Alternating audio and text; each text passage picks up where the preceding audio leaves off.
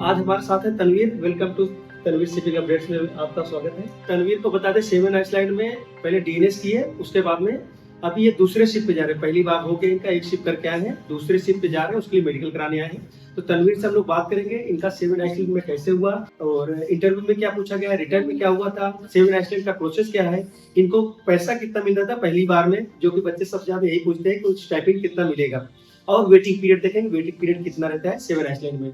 तो तनवीर से ही मिलते हैं और सब जानते हैं कि वहाँ शिप पे कैसा था, कैंपस में कैसा था, उनका प्रोसेस क्या था। तो तनवीर, सबसे पहले आपसे यही पूछेंगे कि 7 आइसलैंड में आपका हो गया, आपने एक जहाज करके आया वहाँ पे, सबसे पहले यही बता दिए आपको स्टार्टिंग कितना मिलता था। सर आजकल सबसे ज़्यादा तो हाई स्टाइपेंड कितना मिलता है इसमें, तो 7 आइलैंड का मतलब स्टाइपेंड बहुत ज़्यादा नहीं है, कि इनका 20,000 तो इंडियन रुपीज़ में ही। तो आप कुछ कहना चाहेंगे, जो बच्चे बोलते हैं हमें स्टार्टिंग इतना मिल रहा है, उसमें इतना मिल रहा है, बहुत सारा बहस चलता रहता है, तो उस पर क्या बोलना चाहेंगे बच्चों को? क्या 7 आइलैंड में मतलब स्टाइपेंड कितना मिल जाता है कि आपका सेकंड में क्लियर हो। अगर आप स्टाइपेंड खर्च नहीं करते घर पर या आने पर, जैसे जब आते हैं तो फर्स्ट शिफ्ट के बाद तो लोग बहुत ज़्यादा खर्च करते हैं, तो अगर आप खर्च नहीं कर रहे हो तो 20,000 इनफ है। अगर आप देखोगे 18 महीने से 19 महीने आपकी क्रेडिटशिप होती है, तो उसका डबल करोगे तो आप 3,80,000 समथिंग हो जाएगा, तो वो भी इनफ है। आप सेकंड बैच के लिए आपको जैसे जीएमडीएसएस हो गया, आरसीआर का एक्टिव सपोर्ट्स आपके हो जाएंगे। तो आपको आइडिया होगा क्या सेकंड में, थोड़ा जैसे बता दिए खर्च हो जाएंगे, तो इंडिया में सेकंड में करने के लिए एक रफ आइडिया बता सकते हैं टोटल जो आपके सीनियर दिए होंगे एग्जाम, आपको पता है? वो डिपेंड करता है कि आप कहाँ से कर रहे हो। अगर आप कोलकाता या न्यू दिल्ली से कर रहे हो तो आपका कम खर्चा लगेगा, बट अगर आप मुंबई से कर रहे हो तो आपका 1,00,000-1,50,000 रुपये ज़्यादा। कोलकाता सबसे ज़्यादा चीपर है, वहाँ पर आप जाओगे तो आपको हॉस्टल फैसिलिटी भी बढ़िया मिल जाएगी और वहाँ के इंस्टीट्यूट भी बहुत। तो कोलकाता में अगर आप करिए तो 3 लाख टू 4 लाख है। अगर आप कहीं और से कर रहे हो, दिल्ली से या मुंबई से, तो उसमें आप एक्सपेक्ट कर सकते हो कि 5 लाख। अच्छा, तो ये सारे कॉलेज की फीस सेम अराउंड होगी या फिर कुछ कॉलेज की फीस भी अलग रहती है, जैसे आपने बोला आरसीआर का हो गया या फिर और जो एग्रीज हो गया, सर और डिफरेंट फंक्शन कोर्सेज आपके हो गए, सबका डिफरेंट हो गया। तो उस फीस को लेकर, हॉस्टल को लेकर आप सब बता रहे कि ओवरऑल अगर आप मुंबई से करोगे तो आपका 1 लाख रुपये ज़्यादा लगेगा, बट अगर आप दिल्ली या कोलकाता से करते हो तो वो 3 से 4 लाख। ठीक है। तो आपकी दूसरा हम ये आपसे पूछेंगे, एक तो स्टाइपेंड हो गया, बच्चे पूछते हैं, तो स्टाइपेंड के लिए बच्चों को क्या बोलेंगे आप? जैसे बहुत परेशान रहते हैं कि हमें इतना ही मिल रहा है, इतना मिल रहा है, या फिर तो नहीं, क्यों इतना? एक्चुअली स्टाइपेंड को लेके इतना परेशान नहीं होना चाहिए। जहाँ पर आपको वेटिंग कम मिल रहा हो, आप उस कंपनी को ज़्यादा प्रेफ़र करो, क्योंकि जितनी जल्दी आपकी क्रेडिटशिप होगी, उतनी जल्दी आप ऑफ़िसर, जितनी जल्दी आप ऑफ़िसर बनोगे, फिर आपकी थर्ड ऑफ़िसर की सैलरी से वो कवर हो जाएगा। तो स्टाइपेंड के पीछे नहीं भागना चाहिए मेरे हिसाब से। तो आपको वेटिंग जहाँ ज़ीरो हो, उसके पीछे। तो जैसे आप वेटिंग बोल रहे हैं, तो आप जब भी कैडेटशिप किए थे, तो कितना वेटिंग? मेरा वेटिंग सर ज़ीरो था, मतलब जितना टाइम डॉक्यूमेंटेशन में लगा 1 से डेढ़ महीना, उतना ही टाइम लगा उसके बाद शिप। वेटिंग पीरियड के बारे में क्या बोलें, क्या होता है? सर एक्चुअली वेटिंग पीरियड होता ये है, जैसे ही आपका कोर्स कंप्लीट होता है, डीन आप पास आउट हो जाते हो, उसके बाद डॉक्यूमेंटेशन का कुछ टाइम होता है, महीने से 2 महीने। उसके बाद जो आपको शिप मिलने का टाइम होता है, वो वेटिंग पीरियड एक्चुअली होता है। लोग कंफ्यूज होते हैं कि जैसे ही कोर्स हमारा खत्म हुआ, जो हमें शिप मिला, तो वो वेटिंग पीरियड हो, बट वो नहीं होता। आपका डॉक्यूमेंटेशन कंप्लीटेड है, फिर भी आप घर पे बैठे हुए हो, और शिप मिलने के टाइम में जो पीरियड होता है वो उससे वेटिंग। आई थिंक क्लियर हो गया होगा बच्चों को। कि बहुत सारा कंफ्यूजन है, बहुत कमेंट से ही करते हैं। भाई आपका कैडेटशिप कंप्लीट हो गया, उसके बाद डॉक्यूमेंटेशन में 1 से 2 महीने जो भी लगेगा वो कंप्लीट हो गया, उसके बाद कितना टाइम पहली शिप में मिलेगा, वो वेटिंग पीरियड। ठीक, तो आप थोड़ा बताएंगे बच्चों को जो अभी 7 आइसलैंड के देख रहे हैं, या और किसी कंपनी की देख रही है 7 आइसलैंड के बारे में नहीं पता उनको, अभी उनको जाना है 7 आइसलैंड में, कैडेटशिप के लिए आपने डीएनएस किया वहाँ से, तो क्या प्रोसेस रहता है उनका? हाँ, सबसे पहले तो आपको ऑनलाइन फॉर्म उनका फिल करना पड़ता है उनकी वेबसाइट पर, और ऑनलाइन फॉर्म फिल करने के बाद आपको सीबीटी की वो होम बेस्ड टेस्ट होता है, जो कि आपको एक ईमेल है जिसमें अराउंड 80 क्वेश्चन वो आपको अटेंड करने हैं। Physics, chemistry, maths and English. Aptitude भी होता है इंग्लिश में ही, तो वो क्लियर करने के बाद फिर आपको इंटरव्यू का मेल आएगा। इनका प्रोसेस बहुत फास्ट होता है, तो इंटरव्यू का मेल आ जाएगा, फिर आपका इंटरव्यू होगा, आपको मुंबई जाना पड़ेगा इंटरव्यू के लिए, इनका ऑफिस मरोल में। तो इंटरव्यू होने के बाद फिर आपको ये उनकी मेरिट लिस्ट आती है, वहाँ पे लिस्ट में अगर आपका नाम है तो वो आपको कॉल करेंगे। लिस्ट ही एक्चुअली वो अपलोड कर देंगे, तो आपको पता चलेगा। फिर आपको इनको फिर 50,000 एज अ सीट बुकिंग पे करना है, जब आपकी सीट बुक हो जाएगी उसके बाद। तो इनका रिटर्न में जैसे आपने बता दिया कि ये तो रिटर्न आप होम बेस्ड रहता है, घर पे है ना, तो इंटरव्यू में जब भी आप गए होंगे तो और कुछ क्या पूछा गया आपसे इंटरव्यू में, कुछ अगर याद हो? इंटरव्यू में सर वो मोस्टली ये नॉन टेक्निकल एंड टेक्निकल दोनों ही पूछ, तो नॉन टेक्निकल तो पहले आपका पूछ लेंगे, बट टेक्निकल पे जब आते हैं तो ये बेसिकली ये फिजिक्स, केमिस्ट्री कम रहता है, तो फिजिक्स एंड मैथ वो एक्चुअली आपको क्वेश्चन देंगे आपको सॉल्व करने के लिए, वहाँ पर आपको सॉल्व करना पड़ेगा। और जब जब आपके आंसर मैच करेंगे, अगर वो सेटिस्फाई हुए आपके आंसर तो आपका इंटरव्यू क्लियर। इंटरव्यू में ही देते इंटरव्यू में आपको क्वेश्चन सॉल्व, तो मतलब सामने बैठे रहे होते आपको देते कि इसको सॉल्व करें। फिजिक्स के न्यूमेरिकल्स एंड मैथ्स के क्वेश्चन बहुत ज़्यादा हार्ड नहीं होते 11 12। फिर अच्छा कुल मिला बच्चों को देखना चाहते हैं भाई घर से दिया बंदा तो चिट्ठी होती है, चिट्ठी तो नहीं है, वेरीफाई हो जाता है। अच्छी चीजें अगर देखा जाए क्लियर हो जाता है उनको। तो आपको कुछ 2-4 क्वेश्चन याद होंगे इंटरव्यू कोई सा भी आपसे जैसे इंटरव्यू की है तो क्या पूछते बाद नॉन टेक्निकल सर ये लॉ ऑफ मोशन से मुझसे क्वेश्चन किए गए थे, और काइनेटिक एनर्जी, पोटेंशियल एनर्जी, ये सब क्या होती है, कि एसआई यूनिट क्या होती है। और बेसिकली सर सबसे ज़्यादा इन्होंने मुझसे न्यूमेरिकल्स पूछे, सॉल्व करवाए, क्योंकि मेरा गैप ईयर था 12 के बाद, तो मैंने टीचिंग की, मैं टीचर था और 10th की मैथ्स पढ़ाता था मैं, तो उन्होंने उसके हिसाब से मुझे बहुत सारे क्वेश्चन दिए कि तुम 10th की मैथ्स सॉल्व करो। मैथ्स के 10 से 15 क्वेश्चन दिए, वो सामने सॉल्व करवाए, उसके बाद फिजिक्स के न्यूमेरिकल्स भी थे, वो भी मैंने सॉल्व किए उनके साथ, तो वो सेटिस्फाई हुई ठीक है, तुम झूठ नहीं बोल रहे, तुम सच बोल रहे। कोई भी बात सर समझा सामने बंदा बैठा है आप बोले मैं 10th का टीचर हूँ इसलिए मैथ पढ़ाता हूँ तो उसी लेवल पे, लेकिन ये मेरे हिसाब से अच्छी चीज है, जो आपकी क्वालिटी है उसी को बात कर रही है। आप खुद अपने से बता रहे हो ना, वही हमारे 10th में मान लीजिए आपने बताया, जो भी बच्चा जिस फील्ड में होगा वो बताएगा, तो वो वेरीफाई कर ले रहे हो हाँ सही बोल रहे हो कि आप नहीं सही बोल रहे हो। तो आप जैसे आपका एग्जाम हो गया, ठीक है, इंटरव्यू में हो गया, इंटरव्यू कितना देर चला होगा, जैसे आप आई थिंक काफी टाइम लगा होगा, चला होगा जैसे कुछ around 20 to 30 minutes. 20 to 30 minute एक बंदे को कितने लोग सामने बैठे टोटल वहाँ पर जो इंटरव्यू लेते हैं 3 लोग, और वहाँ पे एक दिन में 10 से 12 लोग जाते बहुत टफ देखा जाए, 10-12 लोग कुछ नहीं लेते, तो मतलब पूरा जिस बंदों को बुलाते हैं अच्छे से वो निचोड़ लेते हैं, है ना, क्योंकि मैं उनको कैडेटशिप कराना है। कैडेटशिप के बारे में थोड़ा सा बताएं, वहाँ जब भी आपका हो गया तो उसके बाद क्या प्रोसेस था इनका, जैसे आपका रिटर्न क्लियर हो गया, इंटरव्यू क्लियर हुआ है, इंटरव्यू क्लियर हो गया तो कैसे पता चला आपको, अपलोड कर दिए। एक्चुअली अपलोड भी करते हैं, और ये आपको कॉल भी दे देते हैं कि आप इंटरव्यू क्लियर हो गया आपका, आपकी सीट बुकिंग के लिए आपको 50 पे करना, और जब सीट बुकिंग का पे कर देते हो वो फिर उसी टाइम आपको मेडिकल के लिए मेडिकल भी क्लियर हो जाएगा। सॉरी मैं एक चीज़ ऐड करना भूल गया, जब आपका इंटरव्यू क्लियर हो जाएगा तो पहले ये मेडिकल के लिए हो जाएगा, जब आपका मेडिकल क्लियर हो जाएगा तो आपकी सीट बुकिंग, तो सीट बुकिंग हो जाने के बाद फिर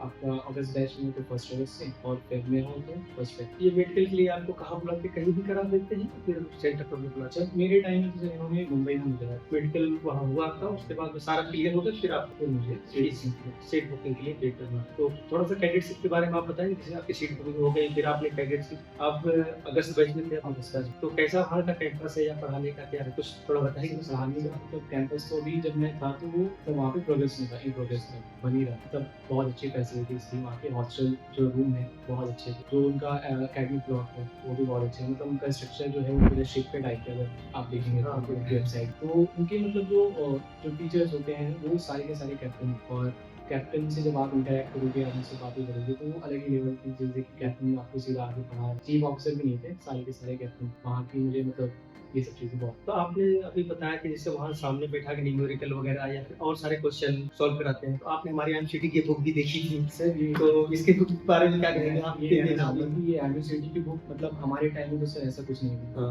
हमने air force X and Y group लेके उससे भी पढ़ाई की, क्योंकि लास्ट ईयर के क्वेश्चन क्या हमें नहीं मिलते थे, ये एमसीटी के क्वेश्चन क्या, इतनी अवेयरनेस थी नहीं, बट इस टाइम अगर ये एमसीटी की बुक उस वक्त होती तो मेरी बहुत अच्छी रैंक आ सकती। तो अभी मैं ये कहना चाहूँगा कि ये एमसीटी की बुक मैंने अभी पढ़ी भी, इससे देखा इसके क्वेश्चन मतलब बहुत सारे मैच भी कर रहे हैं उससे, कि कैसे किस टाइप के उस लेवल जो है उस क्वेश्चन का वो मैच कर रहे हैं, बस वही बच्चों को मिलना चाहिए, कंसेप्ट क्लियर होना चाहिए, कंसेप्ट तो मतलब अभी के टाइम बच्चों के लिए बेस्ट ऑप्शन, ये बेस्ट ऑप्शन, क्योंकि हमें पूछना पड़ता था लास्ट ईयर एमसीटी जो देकर आता था, तो उससे मतलब भैया ये क्या हुआ, इसमें कैसे क्वेश्चन थे, अलजेब्रा से कौन से क्वेश्चन थे, इससे क्या, तो हमें कलेक्ट करने पड़ते थे, बट अगर आपको अभी ये मिल रहा है तो बहुत अच्छी, बहुत हेल्पफुल। और आईएमसीटी जैसे आपने वो आईएमसीटी दिया, उसके बाद में स्पॉन्सरशिप भी दिया, कि स्पॉन्सरशिप की बुक हमारी देखी, इसके स्पॉन्सरशिप पे भी मैं वही कहना चाहूँगा कि हम इंस्टाग्राम और टेलीग्राम पे बहुत से जो थर्ड ऑफिसर या कैडेट होते थे तो उनको फॉलो करते कि भैया ऐसे इसमें क्या क्वेश्चन पूछा आपसे, इंटरव्यू में क्वेश्चन कैसे किए, तो वो क्वेश्चन हमें बता भी देते थे, तो हमें अपने हिसाब से फिर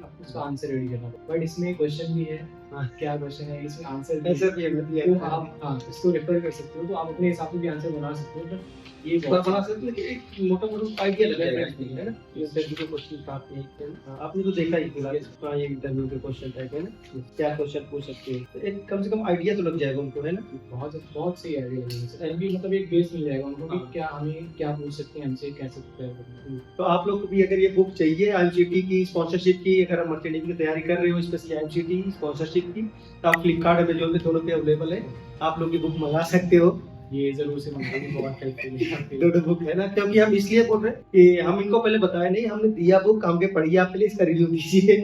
तो खुद ही तनवीर ने बोला कि भाई हम हमारे टाइम में ये सब बुक नहीं रहती थी, अभी ये तो आपके पास अच्छा ऑप्शन है कि आपको घर बैठे मंगा सकते हैं, जो घर बैठे तैयारी करें, जो कहीं कोचिंग करें उनकी बात तो नहीं है, बट जो थोड़ा बहुत पढ़ता है हमारे हिसाब से उनको क्लियर हो जाएगा, इतना भी टफ सही नहीं हो जाए, ऐसे कोचिंग की जरूरत मतलब अगर ये बुक आपके पास है, अगर ऐसी बुक गाइड करने के लिए तो कोचिंग की जरूरत नहीं है। थैंक यू तनवीर ने अपना इतना टाइम निकाल के यहाँ आए। और कहाँ पे आए हो आप, बता सकते हो? मैं अभी नाज हॉस्पिटल में हूँ मेडिकल के लिए, मेरा अभी सेकंड शिफ्ट में ज्वाइनिंग है, अभी एक 1 वीक में होगा। अच्छा, तो तनवीर मेडिकल के लिए एक्चुअली में आए हैं नाज हॉस्पिटल में। यहाँ मर्चेंट नेवी का मेडिकल भी होता है, आप लोग को जैसे पता है। तो बहुत सारी कंपनियां यहाँ अगर आती हैं, आपका जैसे सेकंड शिफ्ट है तो यहाँ भेजा आपको। तो जितने भी एडमिशन के लिए यहाँ मेडिकल होता है, कोई फ्लाइट मेडिकल हो यहाँ होता है, जितना भी ज्वाइनिंग के जितने भी टाइप के मेडिकल होते हैं, बहुत सारे आपको तो पता ही है मेडिकल, तो सारे टाइप के होते हैं। आप नाज हॉस्पिटल करेली प्रयागराज में है, हम एड्रेस दे देंगे, फोन नंबर दे देंगे, आप कॉन्टेक्ट कर सकते हो। कुछ भी जरूरत है इससे रिलेटेड, मर्चेंट नेवी से रिलेटेड या तो मेडिकल से रिलेटेड, आपकी क्वेरी क्लियर कर देंगे। तो तनवीर, हम ये तो मेडिकल का हो गया। और तनवीर, आप जब फर्स्ट टाइम शिफ्ट पे गए तो शिफ्ट का थोड़ा एक्सपीरियंस बता दीजिए, बच्चे सबसे ज्यादा वही पूछते हैं कि हो गया। एक्चुअली क्या हुआ था, जब मेरा शिफ्ट मैं फर्स्ट टाइम ज्वाइन किया तो लोडिंग हो गई और लोडिंग कंप्लीट हो गई थी। तो क्या लोडिंग मतलब क्या, हमने आपको पता है जो नए बच्चे देखते हैं उनको थोड़ा से हम एमएस लोड कर रहे थे, मोटर स्प्रेड जो पेट्रोल बोल, तो लोड करने के बाद एक्चुअली डिपार्चर का टाइम हो रहा था, तो वो बहुत जल्दी जल्दी में थे। उसमें डॉक्यूमेंटेशन वगैरह भी चीफ ऑफिसर की हेल्प करनी, जो मेनली होता है वो कैडेट की हेल्प करता है चीफ ऑफिसर। और जो कैडेट था वो 8 महीने से उस शिफ्ट था, वो बहुत एक्सपीरियंस था। तो जब जा रहा था और मैं बिल्कुल नया नया था, तो मुझे कुछ पता नहीं था आइडिया कि क्या कैसे करते हैं। तो जो भी 1 घंटे 2 घंटे उसके साथ मुझे हैंड ओवर टेक ओवर मिला, तो उसने मुझे सारे काम मुझे ये समझाया कि मुझे क्या करना है, कैसे हेल्प करनी है चीफ ऑफिसर की, क्या डॉक्यूमेंट्स कहाँ पर है। उसने फिर मुझे शिप पे ले जाके सारी लाइनअप दिखाया, हमारा फैमो शिप, तो फैमो थोड़ा इजी है कंप्लीट, तो उसने हमें लाइनअप दिखाया, तो सारा लाइनअप क्रॉस जितने भी वो लिखे। उसके बाद सेफ्टी फैमिलाइजेशन के लिए थोड़ा सा मुझे ले गया कि कहाँ पर लाइव बोर्ड टेक्निक कैपेसिटी है, लाइव बोर्ड सीट नंबर क्या। तो actually second day third officer ने भी कराया था, बट वो कैडेट था, मुझे करा दिया था, तो बहुत अच्छी चीज है। बहुत अच्छी चीज़। और उसके बाद फिर वो चला गया था 2 घंटे में, फिर मैं और चीफ ऑफिसर ही थे, तो सारा पेपर वर्क मुझे सीखना पड़ा जल्दी जल्दी, क्योंकि वो चीफ ऑफिसर अच्छे थे, बट हेल्प उनकी करना मेरे लिए मतलब ज़रूरी चीज़ थी।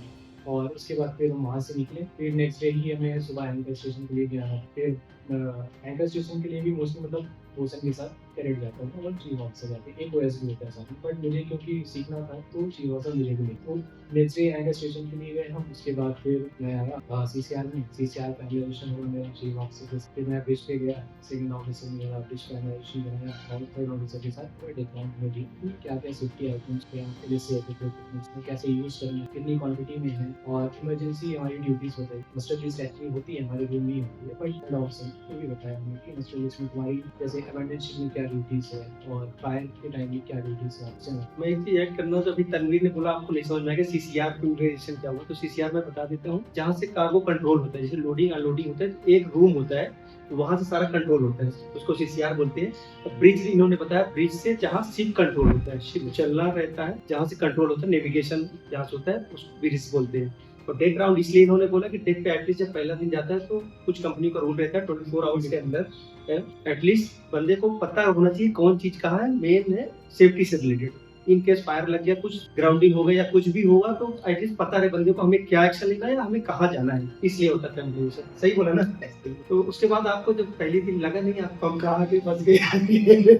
बहुत सारी चीज मेरे साथ एक साथ हुई, तो मुझे समझ में नहीं आया था एक्चुअली हो क्या है, बट क्योंकि वो चीज़ हमारे लिए ज़रूरी है, तो वो बहुत ही फोकस करके आपको समझना पड़ेगा। आपको सबसे ज़्यादा तो सेफ्टी पर ध्यान रखना होगा, तो LSA के आइटम जो भी है उसको यूज़ कैसे करना है, कहाँ पर है वो, ये आपको नॉलेज होनी चाहिए। नेविगेशन तो आप सीखोगे ही 8 महीने रहेंगे, बट इमरजेंसी कभी भी हो सकती है, तो आपको सबसे पहले जाके LSA का आइटम जो है आपका लाइफ बोर्ड कहाँ पर है, कौन से डेक पर है, सीट नंबर क्या है, आपकी इमरजेंसी ड्यूटीज क्या है, उस पर ज़्यादा फोकस, क्योंकि आप CCR और ब्रिज पे तो आप 1 महीने के अंदर फिर तो ये जो आप कह रहे सेफ्टी है जैसे, तो क्योंकि सही बात है, जहाज पे कभी भी कुछ हो सकता है। आप पहली बार गए, आपको समझ भी नहीं आएगा। पहली बार जब मैं गया था, मैं तो बता दूं, देख समझ भी नहीं आता ब्रिज से नीचे तो कहाँ चला जाते थे। आपके साथ भाई सकते कौन से डेक पे, हम कौन से डेक पे जा रहे हैं हमें पता नहीं। मेरा B डेक पर रहता था और D डेक पे कैप्टन और चीफ ऑफिसर, तो D डेक नहीं था हमारा सीधा। तो हम जब नीचे आते थे तो एक्चुअली वहाँ पे रहता है B डेक, बट फिर भी समझ में नहीं आता क्योंकि बिल्कुल सेम चीज़ है।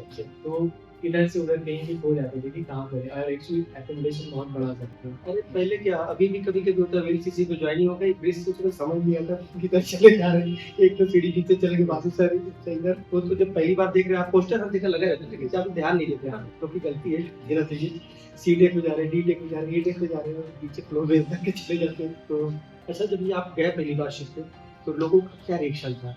आपने क्या सोच के गए थे कि यहाँ से कि आपका वेलकम होगा घर के? यही रहता है कि करेंट का मतलब कोई डेसिग्नेटेड ड्यूटीज नहीं होगी करेक्ट कि आपको यही काम करना पड़ेगा, आप इसी काम के लिए हो, बाकी दूसरा काम। बट ये हम ऐसा सोच के जाते हैं कि हम सिर्फ चीफ ऑफिसर की हेल्प करेंगे, मॉर्निंग 4 to 8 पहुंच एंड इवनिंग 4 to 8 पहुंच करेंगे बस हमारा। बट ऐसा नहीं हो रहा, इसका अपोजिट जस्ट होता है। आप वॉच तो करोगे चीफ ऑफिसर के साथ, बट आपको डे टाइम में आपको डेक पर भी जाना पड़ेगा। बहुत से कैडेट्स ऐसा सोचते हैं कि बस हमें सीसीआर में रहकर पेपर वर्क करना होगा, थोड़ी बहुत स्टेंसिलिंग करनी होगी। स्टेंसिलिंग जो है वो कैडेट का प्राइमरी वर्क है, वो सारा डेक पे जो भी स्टेंसिलिंग होगी वो कैडेट ही करेगा, उसकी हेल्प के लिए कोई आ सकता है, बट सब टाइम वो कैडेट ही करता है। उसके बाद से वो मैं भी सोच के गया था कि स्टेंसिलिंग होगी और पेपर वर्क करना पड़ेगा, बट वहाँ जाके फिर मुझे चिपिंग भी सीखनी पड़ी, पेंटिंग भी, पेंट कैसे बनाना है, कितनी रेशियो में बनाना है, हार्डनर होता है, उसके बाद पेंट भी होता है, उसको कितने रेशियो में मिक्स करना है, तो वो सब चीज़ें मैंने बोसन से सीखी। और मेरे एवी भी बहुत अच्छे थे, ओएस भी ठीक थे, उन्होंने मेरी बहुत हेल्प, चिपिंग भी मैंने की, पेंटिंग भी मैंने की, और जो डेक पे बोसन की और एवी की हेल्प भी की। इससे कुछ बता सकते हैं आपको, जो भी आपने सीखा वहाँ पे, तो क्यों ऐसे करा जाता है? कैडेट का तो काम है नहीं पेंटिंग करना, बाद में चल के चिटिंग करना है, तो आपको एक्चुअली समझ में आना चाहिए कि आप क्या कर रहे हो, कैसे कर रहे हो, क्योंकि बाद में जाके आप जब चीफ ऑफिसर बनोगे तो आपको काम देना होगा दूसरों को, बट आपको ये नहीं पता होगा कि कितने टाइम में कौन सा काम होता है, तो आप कैसे काम दोगे? अगर आपने किसी को काम दिया कि इतना एरिया चेक करना है, बट क्वेश्चन थोड़ा सा चालाक निकला आपसे, वो सारा दिन उसी में लगा दिया, तो आपको कैसे पता चलेगा कि इतनी चेकिंग करने में कितना टाइम लगता है, जब तक आप खुद से नहीं देखोगे। तो इसलिए सिखाया जाता है। तो आप कुछ बता सकते हैं, आप सोच के गए थे हमें 4 घंटे वॉच करना है, 8 घंटे वॉच करना है, 2 घंटे इधर-उधर करना है। कितने घंटे आपने ज़्यादा से ज़्यादा काम किया होगा? सर पोर्ट पर ज़्यादा से ज़्यादा मेरे 18 से 20 घंटे हो जाते 18 से 20 घंटे हो जाते हैं कभी। हैं। जब जहाँ पर शॉर्ट स्टे होता है, जैसे बहुत कम कार्गो है और हमें जल्दी लोड करके दूसरी जगह निकलना है, तो फिर हमें टाइम है, ये हमें जब अराइवल में भी आपको साथ में आना पड़ेगा चीफ ऑफिसर के, क्योंकि पायलट वगैरह ड्यूटी हो, एम्बार्केशन लेटर वगैरह बाद में। उसके बाद अराइवल हो गया, उसके बाद जैसे ही आप पोर्ट पे पहुंचोगे तो मूविंग ऑपरेशन होगा। हाँ, तो मूविंग ऑपरेशन में हमें आगे नहीं रखा जाता, हम हेल्प के लिए होते हैं बस साथ में चीफ ऑफिसर, बाकी सारे ओएस ने भी बट उसमें भी आपको साथ में रहना पड़ेगा। फिर उसके बाद कार्गो वॉच चालू होगी, third officer and second officer के साथ आपको रहना पड़ेगा। फिर ऐसा करते करते 18 से 20 घंटे आराम से होगा डिपार्चर तक के। तो आपकी पहली जर्नी कहाँ शुरू थी, किस जगह? मेरी पहली ज्वाइनिंग पारादीप से। पारादीप से। उसके बाद में कार्गो लेके कहाँ पे गए थे? कार्गो हम पारादीप से लेके फिर हल्दिया। हल्दिया। आपका ट्रेड क्या था, यही चल रहा था? पहला शिप में कहाँ काम हुआ आपने? पहला शिप तो मैं इंडिया के सारे पोर्ट पर, क्योंकि हमारा वाइट कार्गो था। वाइट कार्गो में जो प्रोडक्ट्स हम कैरी करते हैं, और जैसे पेट्रोल, डीजल हो गया, नाफ्ता हो, तो वाइट कार्गो हम मेनली पारादीप से लोड करते थे, और उसके बाद फिर Vizag and Kochi, then Mumbai and Mormugao, Goa, यहाँ पे डिस्काउंट है। तनवीर, आपने पहला शिप कितना महीने करके किया?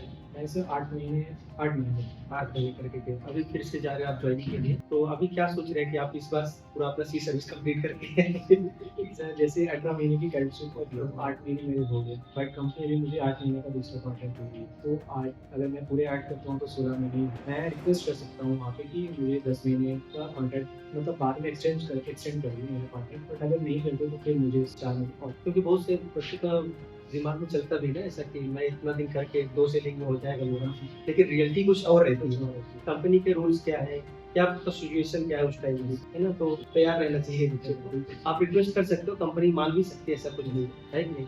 तो उस टाइम कैप्टन से रिक्वेस्ट कर सकते हैं कि आपको एक्चुअली आप ही एक्सटेंशन लेटर लिख के देंगे, और वो जो मास्टर और चीफ ऑफिसर का साइन रहेगा, अगर कंपनी ने अप्रूव कर दिया तो आपको एक्सटेंशन मिल जाएगा, नहीं किया तो फिर। और तनवीर, एक चीज़ और पूछेंगे लास्ट में, जैसे जो बच्चे अभी देख रहे हैं उनको जाना है मर्चेंट नेवी, आपकी तरह क्रेडिट करना है, ठीक है, तो क्या प्रोसेस है अभी का? शॉर्ट्स में थोड़ा प्रोसेस ये है कि आपको दोनों चीज़ें करनी पड़ेगी, एक तो स्पॉन्सरशिप लेनी पड़ेगी किसी कंपनी की, और दूसरा आईएनसीटी में एक रैंक लाना। जैसे एंग्लो ईस्टर्न है, उसका रिक्वायरमेंट ये है कि आपकी रैंक 5000 के अंडर होनी चाहिए, बट बहुत सी कंपनी ऐसी हैं जो आपको कोई भी रैंक नहीं ले सकती, तो एक आईएनसीटी में आपको रैंक तो लानी पड़ेगी, और स्पॉन्सरशिप के लिए आपको सारी कंपनी में ट्राई करना चाहिए। अगर आपका पीसीएम 70% से ऊपर है तो आप सारी कंपनी के लिए एलिजिबल हो। एज क्राइटेरिया 25 है मोस्ट ऑफ मतलब सारी कंपनी का, तो उसमें कोई इशू नहीं है। बट पीसीएम क्राइटेरिया सबका 60% नहीं है। तो आई यूनिवर्सिटी है कि आप 60% है तो आप आई यूनिवर्सिटी दे सकते हैं। जैसे ग्रेट ईस्टर्न और सेवन आइलैंड का भी अभी 70% हो गया है। तो अगर 60% 70% से कम है तो आपकी कंपनी के चांसेस कम हो जाते हैं, क्योंकि और भी जो बाकी कंपनीज हैं उनका 70% से ज़्यादा। तो अगर आपका 70% से ज़्यादा क्राइटेरिया है तो अगर आपका 70% है पीसीएम तो आप सारी कंपनीज के एलिजिबल, उनका फॉर्म फिल कर दो आप। और तो फिर सीबीटी अगर है या होम बेस्ड टेस्ट है तो आपको टेस्ट देना होगा। देन आपको इंटरव्यू के लिए कॉल आ जाएगा। फिर इंटरव्यू क्लियर करने के बाद आपको उसी टाइम आपका यूनिवर्सिटी भी हो जाएगा और आपके पास रैंक ही रहेगी। अगर आपने इंटरव्यू क्लियर कर लिया तो आपको स्पॉन्सरशिप भी मिल जाएगी। देन अगर जैसे सेवन आइलैंड का खुद का इंस्टीट्यूट, ग्रेट ईस्टर्न का भी खुद का इंस्टीट्यूट है, तो अगर इन कंपनी में सेलेक्ट होते हो तो आपको यहीं से करनी पड़ेगी। बट अगर आप जैसे एंग्लो ईस्टर्न का भी खुद का, जैसे स्कॉर्पियो में होते हो, एमएससी में होते हो, तो वो जहाँ पर आपको भेजेंगे वहाँ पर आपको सेलेक्ट हमें डीएनएस हमें कहीं कहीं लगता भी है जैसे 70% और कंपनी करती जा रही है, कहीं कहीं धीरे धीरे जो है पब्लिक ज्यादा आती है, भीड़ बढ़ रही है, कंपटीशन बढ़ते जा रहा है, इसकी वजह से हो सकता है। चलिए थैंक यू। आप शिपिंग अपडेट्स में इतनी अच्छी चीज बच्चों को बताया। आप एक दो चीज और पूछेंगे, आपकी कितनी रैंक उस टाइम में आई थी? मेरी रैंक सर एग्जैक्ट नहीं कुछ भी ऐसा।